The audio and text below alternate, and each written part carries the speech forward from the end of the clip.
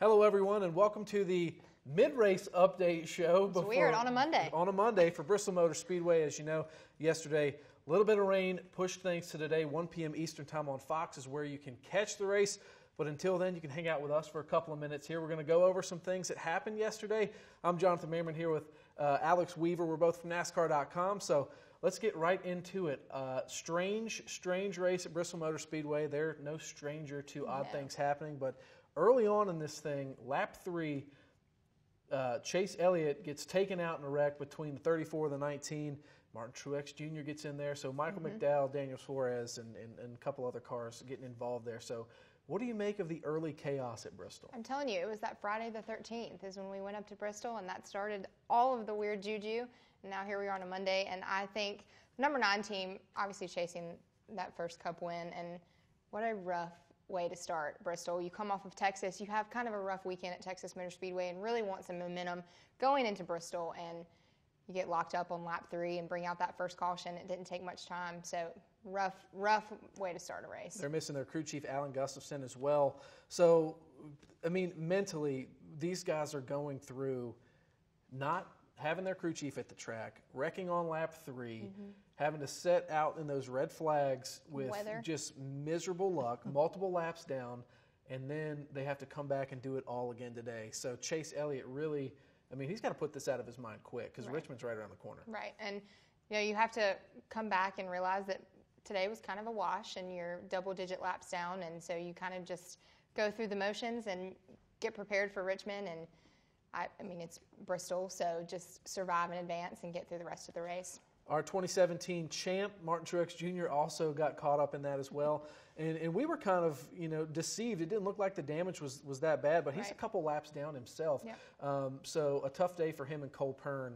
He also had a bad weekend at Texas last weekend as well. So that's a guy that is looking forward to Richmond, I'm sure. But just, another case of a fast race car getting taken out on lap 3. Right, and it's Bristol, so anything can happen. And Martin Truex, they got him out of pit road a little bit faster than the number 9 team, and he didn't seem to have as many struggles with that car getting back, but he's still a couple laps down, and it's hard to recover when you're at Bristol to get back on the lead lap. All right, let's move on to lap 117.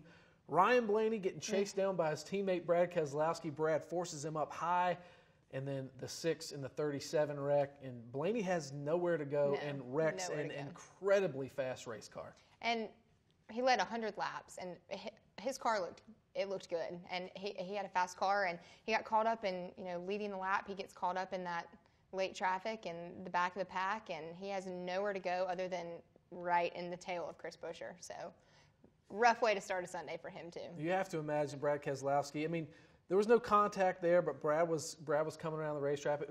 It was a racing deal, but your teammate, you kind of force him high, he gets in a wreck, you take off, you end up winning the stage. But, we were a couple laps away from big stage points. So Ryan Blaney, he's no stage points, and he's finishing, close to the tail end. And we saw last season how important those stage points can be when it comes to playoff time, and not having a win yet and trying to figure out some tracks and figure out a new team, a new car, and everything that Ryan Blaney has going on right now. Those stage points could have been very important. Good news, the 12 car has been fast almost every weekend. Yeah. So moving forward, I'm pretty sure that they'll have their stuff together. And that team's got a couple more days, another day to work on their stuff. So. That's right. Yeah, no, and he even said in his post-race, I guess, because he's out now. So his interview, he even said, the 2 positives is had a fast car, and we'll move on to Richmond. He's got another night in his own bed, so that's not right. a bad thing. And not cold weather in Bristol. That's right. All right, moving on to Kyle Larson, another guy who's fast. He's also leading the race right now. He's led 74 laps. Kyle Larson. When we talk about Kyle Larson all weekend long, we've talked about him running the high lane at Bristol. The 42 car has not been there yet. He has not come off the track bite, so he's been on the bottom of the track. So I didn't expect this, did you? Oh, absolutely not. And I feel like every time that we even mention Larson, it's running close to the wall, it's running that high side. How close can he get to that wall without actually hitting it? And now he's running the low side. I'm telling you, Bristol, baby. He got pretty close last weekend at Texas, and if all goes well, he's not coming off that bottom because, as we know, they put out a release this morning saying they're going to miss the bottom of the track where they already applied the track bite with a little bit more. They're going to give these teams an extra set of tires. So when we get back to racing at 1 p.m. on Fox, we're going to see how that happens. But something else, the track temperature is cooler, and Yes. we know that the track bite needs to be a little bit warmer to work, so it might take a couple laps for that low line to come in, and who knows, we might have a couple early cautions as well. But Kyle Larson, I mean, he's stuck down there. Well, and yesterday we saw only getting, 204 laps in, 203 laps in, how much the track conditions changed and how the weather affected things, and we're not even halfway through. So the track is going to change drastically between now and the end of the race. Well, one guy who did move up a lane was Kyle Busch. I expected him to be glued to the bottom of that, but his car was not happy at the beginning of that run. No. He moves up the racetrack, ends up working his way back up. He currently sits fourth right now. So should Kyle be worried about Kyle?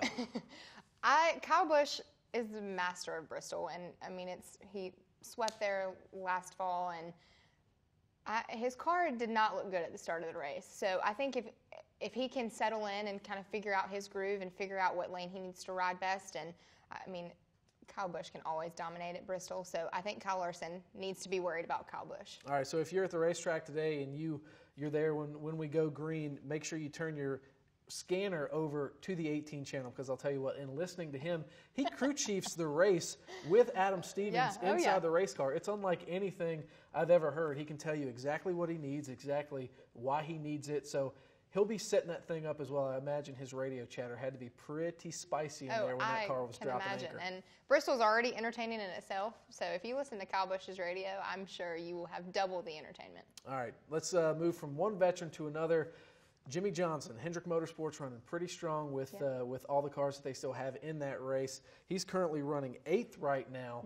Won this race last year. We talked about all the weird things that have gone on. He also started from the rear of the field. He did that last year, ended up winning the race. So can Jimmy Johnson kind of go 2 for 2 from the back at Bristol?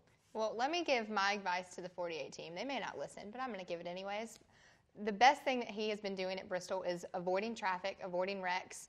He avoided the wreck on lap 3, got out of it, swerved 1,000 times to avoid that. He's dodged just about everything they've thrown at him. Exactly, and he just keeps making small gains over and over again and moving his way up in the position. And if he can continue to do that, Jimmy might be winning this thing. Jimmy's still got it. A lot of people talking about, where's the 48 team? Yeah. What's Jimmy and Chad going to do? They've still got it. And somebody else that's flexing a little bit of muscle is Alex Bowman. Yeah, I think the showman is showing up. The showman is showing up. I think we all get caught into the fact that he's new at HMS, and we may have the word rookie floating around our mind somewhere, but he's not. He's got a couple starts at Bristol, and he's showing, that little experience he has at Bristol. He's showing that this weekend. They're currently running 12th right now with William Byron running 15th. Yep. Let's talk about Bowman. When this thing is said and done, where do you think, he may end up? I think if Bowman can avoid wrecks, and maybe he just needs to follow the 48 team and just stay in his lane and do what Jimmy does. But I think he can have a top 10 finish here at Bristol. I mean, he's looked good. He's doing the exact same thing the number 48 team is doing, and making those small gains and being where he needs to be in the right place at the right time. So, I mean, 88 could be top 10 finish here at Bristol Motor Speedway. We know the 24's got a storied history at Bristol as well. NASCAR.com and as well as our social channels put out some things towards the end of last week with a little bump and run with a certain Rusty Wallace. That 24 car is also looking pretty stout. William Byron's been in and out of the top 10, currently sitting 15th right now on the racetrack. So when we go back, that's where he will start. Yep. But yeah, William Byron not having a bad day at a tough racetrack for rookies. Absolutely not. And everybody knows those 24 Flames, they can get a little hot at Bristol Motor Speedway. So, I mean, he could be in contention to do this too. And I might see William Byron in the top 10. All right, a couple more young guys we have to hit on. Eric Jones running 20th. Now, he had a little incident with Ricky Stenhouse Jr. Yep. But hopefully he'll do what Kyle did and move himself back up in there. And Bubba Wallace running 18th. He's kept his nose clean all race as well. And I think for that racetrack, for that team, for that driver, coming off a great run in Texas, if they can keep doing this, I think he'll be okay. And I think the one that's impressed me the most has been Eric. He came out of a really strong week at Texas and led, I don't know how many laps there, but it was a lot. And I think if he can continue to kind of keep it going here at Bristol too, you just build off of that momentum. We have Richmond next week, and I think he's starting to come into his own and figure it out. All right, like we've been saying all day long, 1 o'clock on Fox. We're going to resume on lap 204, green flag time, right around 1 o'clock, so make sure you tune into Fox. Alex, we appreciate you being on. We appreciate you guys watching. Make sure, again, 1 o'clock p.m. on Fox.